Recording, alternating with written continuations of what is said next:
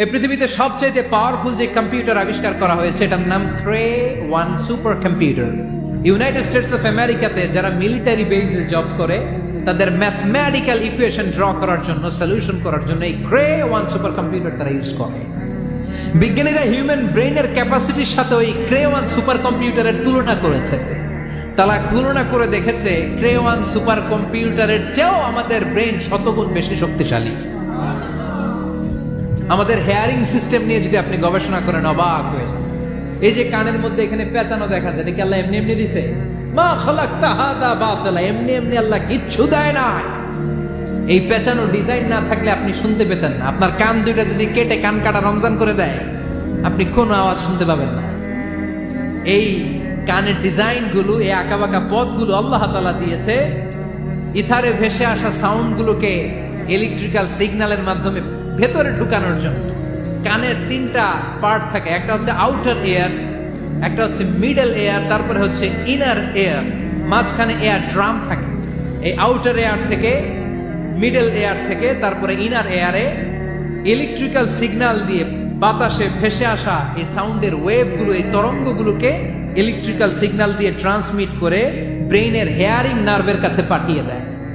এই সূক্ষ্ম কাজগুলো হতে আসলে অনেক সময় লাগে, কিন্তু 1 সেকেন্ডের মধ্যে আমি বলছি আর আপনারা সেকেন্ডে শুনছেন। চিল্লা এখন সুবহানাল্লাহ।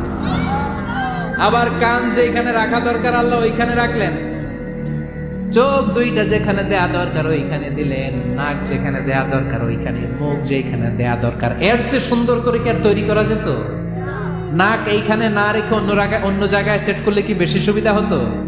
নাক যদি পেছনে থাকতো, খাওয়ার সময় খাবারটা বাসি না ভালো এটা ঘ্রাণ নেয়ার জন্য সব সময় খাবার পেছনে নিয়ে ধরা লাগতো, ঠিক কিনা? তার মানে নাক এই জায়গায় রাখাতে সুবিধা হয়েছে না? সুবহানাল্লাহ কইবেন না? কি সুন্দর মুখটা দিলেন, হ্যাঁ, কি সুন্দর চোখ দিলেন। এই কান দিয়ে আমরা শুনি, দেখেন কানের সেটিংটা কত সুন্দর।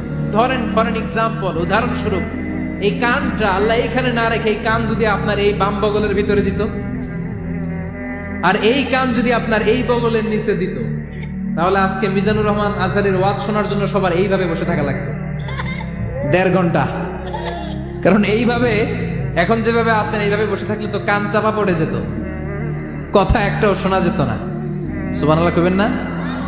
চোখের সেটিংটা কত সুন্দর। চোখ এইখানে না রেখে যদি মাত্র 2 ইঞ্চি উপরে এইখানে দিত, সেজদা দিতে পারতেন। শীতকালে যে ফুটবল খেলেন, হেড দিতে পারতেন। হেড দিতে গেলে বল চোখের মধ্যে লাগা চোখ শেষ। সুবহানাল্লাহ পড়েন। কি অসাধারণ অবকাঠামো!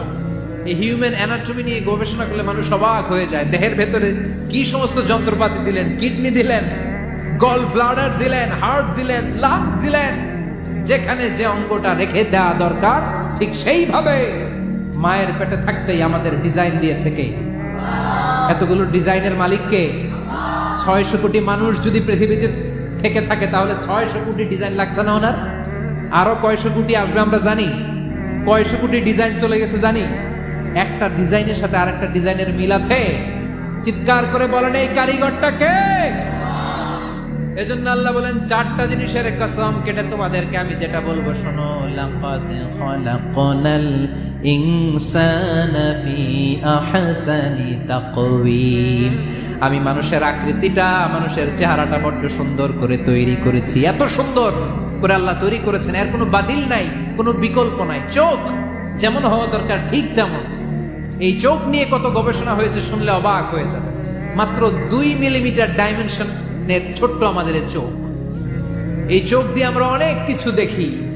কাছের জিনিস যেমনি দেখি, দূরের জিনিসও দেখি। দূরের চাঁদ দেখি, দূরের সূর্য দেখি, দূরের মেঘমালা দেখি, ওই বিমানটাকে দেখি, আবার কাছের ছোট্ট মানুষটাকেও দেখি, ঠিক কিনা? এটার ভেতরে আল্লাহ অনেক পাওয়ারফুল মেগাপিক্সেল দিয়েছেন। এই পৃথিবীতে সবচাইতে পাওয়ারফুল যে ক্যামেরাগুলো আবিষ্কার হয়েছে মুভি শুট করার জন্য, সেখানে যেই মেগাপিক্সেল আল্লাহ দিয়েছেন চোখের ভেতরে এর কয়েক গুণ বেশি দিয়েছেন। চিল্লায় বলেন আল্লাহু আকবার।